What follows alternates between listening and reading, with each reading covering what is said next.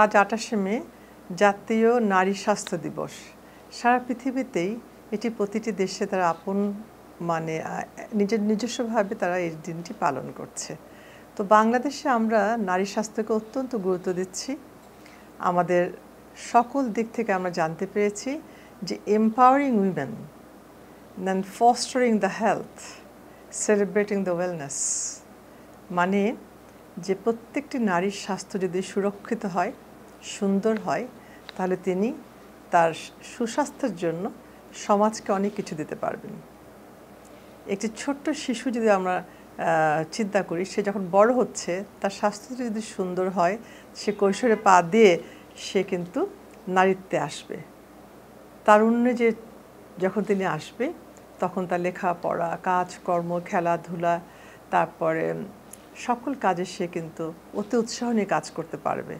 ঠিক অন্যদিকে আমরা তাকিয়ে যদি দেখি যে নারীটির স্বাস্থ্যই ভালো নয়, স্বাস্থ্যই সুরক্ষিত যদি না হয়, হয়তো তার রক্তশূন্যতা রয়েছে, ভিটামিন ডির অভাব রয়েছে, থাইরয়েডের প্রবলেম রয়েছে, সেগুলো কোনো কিছু তার ট্রিটমেন্ট নিচ্ছে না, সে কিন্তু সকল কাজে উৎসাহ হারিয়ে ফেলবে এবং অন্য নারীর থেকে পিছিয়ে যাবে।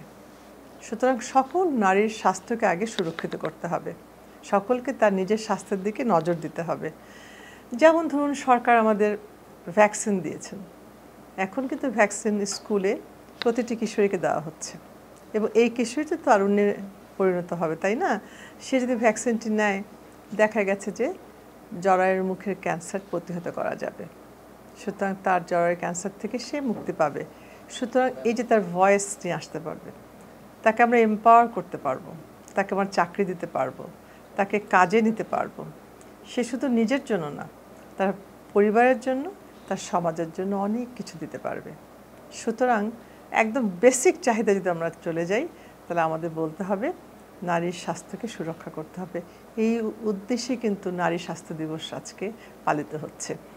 তো আমরা চাইব যে প্রতিটি নারী যেন তার নিজের স্বাস্থ্যের দিকে নজর রাখেন, সুষম খাবার খান।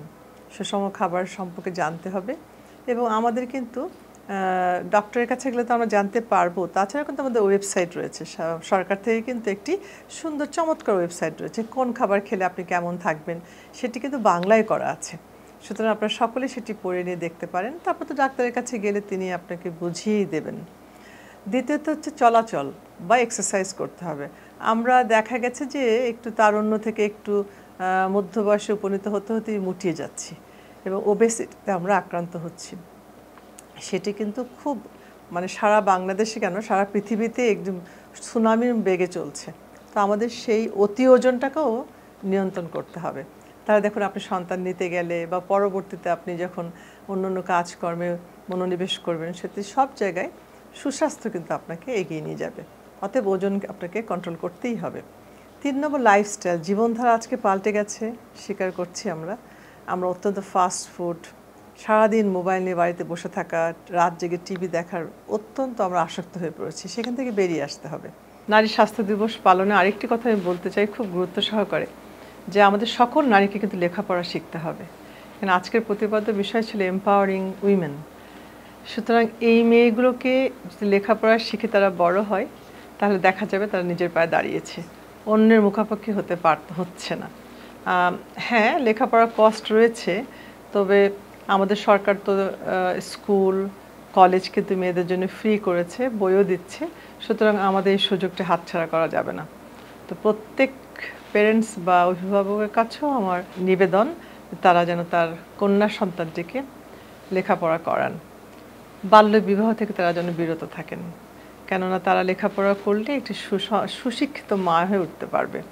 আর বাল্যবিবাহ দিলে কি হয়, স্কুল থেকে ঝরে যায়, তারপরে কলেজে যেতে পারে না, সন্তান গর্ভে চলে আসে এবং ঘন ঘন সন্তান নিয়ে তারা জীবনটা অনেকটা পথ পিছিয়ে যায়, অসুস্থ হয়ে পড়ে। তো এখানে আরেকটি কথা খুব না বললেই নয়, যে আচ্ছা ঠিক আছে, বিয়ে যদি হয়েও যায় কোনো কারণে, সন্তান যেন ঘন ঘন না নেওয়া হয়। ফ্যামিলি প্ল্যানিং বা পরিবার পরিকল্পনা করাটা কিন্তু কোনো দোষের নয়, এটি আপনার স্বাস্থ্যের একটি বিশেষ উপাদান। আপনি কটি সন্তান নেবেন এটা আপনার অধিকার, you have all right to decide. সুতরাং ঘন ঘন সন্তান নিলে তো শুধু নিজের স্বাস্থ্য নয়, সন্তান যেগুলো আসে তাদের প্রতিও যত্ন নেওয়া যায় না এবং জরায়ু ক্যান্সারের কিন্তু একটি প্রধান কারণ। সুতরাং এটাই আমার নিবেদন থাকবে সকলের কাছে যে আপনারা দেরিতে বিয়ে করবেন লেখাপড়া শেষ করে, আর সন্তান নেবার বেলা খুব যত্নশীল হবেন যে আপনি সত্যি এখন তৈরি আছেন সন্তান নেবার জন্য, স্বাস্থ্যগতভাবে, মানসিকভাবে এবং শারীরিকভাবে, তখনই সন্তান নেবেন। আর ঘন ঘন সন্তান নেবেন না। দুটো সন্তান হলে তো আল্লাহর অশেষ মেহেরবানি, তাই না? সুতরাং পরিবার পরিকল্পনার দিকেও খেয়াল করবেন। তারপর শেষ বয়সে যখন আপনি আস্তে আস্তে পথ চলছেন, তখন দেখা যায় যে হয়তো ব্লাড প্রেশার এলো, ডায়াবেটিস এলো। শুধু তো তরুণী নয়, আমাদের মধ্যবয়স্ক নারী রয়েছেন, মেনোপজ উত্তর নারী রয়েছেন, তারা কিন্তু বছরে একবার নিজের blood pressure, diabetes, ECG, blood সমস্ত কিছু চেক করিয়ে নেবেন। যত দ্রুত আপনি কোনো জিনিস ধরতে পারবেন বা ডায়াগনোসিস করতে পারবেন, তত সুন্দর করে চিকিৎসা দেওয়া যাবে। আর ক্যান্সার যেটি আমাদের বলা হয় বারবার মরণ ব্যাধি, তার জন্য যে ভ্যাকসিনগুলো রয়েছে সেগুলো সকলে আপনারা নেবেন। আর শেষ বয়সে আরও একটা জিনিস খুব প্রয়োজন হয়, তখন তো কর্মবিরতি হয়ে যায়, ছেলেমেয়েরা বড় হয়ে যায়, তখন একজন অপরজনের খোঁজ নিতে হবে। আপনার ভয়েস, যেটি আমাদের প্রতিপাদ্য বিষয় হয়েছে যে celebrate and make the voice, আমরা একে অপরের কথা বলবো। আমি আমাকে ভালোবাসবো আমার পাশের মানুষটিকে, আমার পাশের নারীটিকে। আমরাই আমাদের বান্ধবী হব, বন্ধু হব, তাহলে পথ চলাটি সুগম হবে। আমরা নিজেদের দিকে যত্ন নেব এবং সকলের দিকে হাত বাড়িয়ে দেব, একে অপরের খোঁজ নেব, ভালোবাসবো। এই পৃথিবীটি তখনই সুন্দর হবে যখন আমরা একে অপরের প্রতি ভালোবাসা দেব এবং শ্রদ্ধাশীল হব। লেখাপড়ার পাশাপাশি আমাদের যে কুসুম বৃত্তিগুলো রয়েছে, গানের চর্চা বলুন, আর্টের চর্চা বলুন, সেগুলোকে আবার পুনরুজ্জীবিত করতে হবে।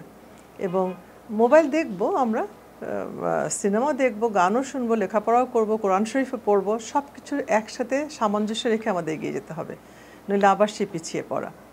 নারী, তোমাকে জেগে উঠতে হবে। তোমার দিকে তাকিয়েছে পুরো ভবিষ্যৎ। একজন শিক্ষিত নারী একটি শিক্ষিত সমাজ দিতে পারে, শিক্ষিত সন্তান দিতে পারে, সারা পৃথিবী সুন্দর করে রাখতে পারে। সুতরাং আমরা আজকের এই দিনে এটি প্রত্যাশা থাকবে যে সকল নারী আপনি নিজের স্বাস্থ্যটিকে সুন্দর রাখবার জন্য যা যা করণীয় সেটি করবেন। এবং আমি আরও আশা করব যে বন্যী শিখার মতো নারী ঘরে ঘরে একদম নারী জ্বলে ওঠে, তুমি ফুটে ওঠে তুমি শতদলে। তাহলে আজকে নারী স্বাস্থ্য দিবসে আসুন আমরা সকলে স্বাস্থ্য রক্ষা করি, পাশাপাশি আমাদের মনের ভালোবাসাটিকে উজাড় করে দিই আমার পাশের নারীটিকে। ধন্যবাদ।